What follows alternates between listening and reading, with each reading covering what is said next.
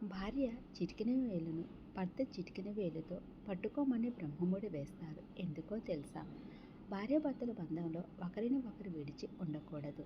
ప్రయాణమైన, పుణ్యక్షేత్రమైన, మోక్షమైన, వనవాసమైన భార్యాభర్తలు కలిసి ఉండాలి, వెళ్ళాలి. భార్యాభర్తలుగా మారడం అంటే రెండు శరీరాలు ఒకే ప్రాణంగా మనుగడ సాగించడం.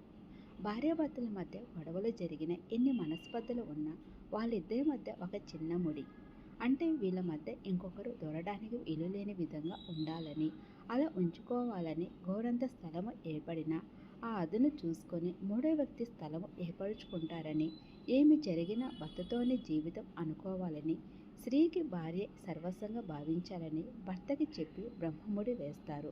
అంటే రెండు శరీరాలను ఒక ప్రాణంగా మార్చడం. తాళి కట్టిన తర్వాత హోమగుండం చుట్టూ వధూవరులు 7 అడుగులు ఎందుకు వేస్తారో తెలుసా? రెండు కుటుంబాలను ఒకటి చేసే వేడుక పెళ్లి. అప్పటి వరకు ఒంటరిగా సాగిన వారి ప్రయాణం అప్పటి నుండి జంటగా సాగుతుంది. మన సాంప్రదాయం ప్రకారం పెళ్లికి చాలా విశిష్టత ఉంటుంది. బంధుమిత్రులతో, బాజా భజంత్రీలతో అదో కోలాహల వైభవంగా జరుగుతుంది.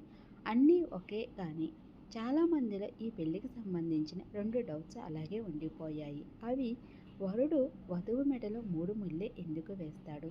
తాళి కట్టిన తర్వాత నూతన వధూవరులు హోమం చుట్టూ 7 ప్రదక్షిణాలు ఎందుకు చేస్తారు? హిందూ సాంప్రదాయం ప్రకారం 3 అనే అంకెకు విశిష్టమైన ప్రాధాన్యం ఉంది. త్రిలోకాలు, త్రిమూర్తులు, త్రిగుణాలు ఇలా 3 అనేది మంగళకరం అని భావిస్తారు. అందుకే మంగళసూత్రానికి ఈ 3 ముడులు వేస్తారు. ఇక బాగా చెప్పాలంటే మానవులకు సూక్ష్మ, స్థూల, కారణ అని 3 శరీరాలు ఉంటాయట. పెళ్లి సమయంలో వేసే ఒక్కొక్క ముడి ఒక్కో శరీరానికి వేసేదట. పెళ్లి అంటే కేవలం బాహ్య శరీరంతోనే కాదు, మొత్తం 3 శరీరాలతో మమేకం అవడం అనే అర్థంలో 3 ముళ్ళు వేస్తారట. తాళి కట్టిన తర్వాత నూతన వధూవరులు హోమం చుట్టూ 7 ప్రదక్షిణాలు ఎందుకు చేస్తారు? సాధారణంగా 7 అడుగులు వేయడం అంటే జీవిత భాగస్వామితో 7 జన్మల వరకు తోడు ఉంటా అనే నమ్మకం ఇవ్వడం కోసమని చెబుతారు. దీనిని ఇంకా బాగా చెప్పాలంటే ఒక్కో అడుగు ఒక్కో భరోసాను నూతన వధూవరులు ఒకరికి ఒకరు ఇస్తున్నట్లు లెక్క.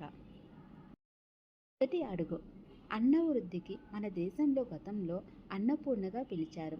దానికి తోడు గతంలో మన ప్రధాన జీవనాధారం వ్యవసాయం. అందుకే మొదటి అడుగులో పంటలు పండాలని ఆకాంక్షిస్తూ వేసేది. రెండవ అడుగు బలవృద్ధికి. నూతన వధూవరులతో పాటు ఇరు కుటుంబాలు ఆయురారోగ్యాలతో ఉండాలని. మూడవ అడుగు ధనప్రాప్తి కలగాలని.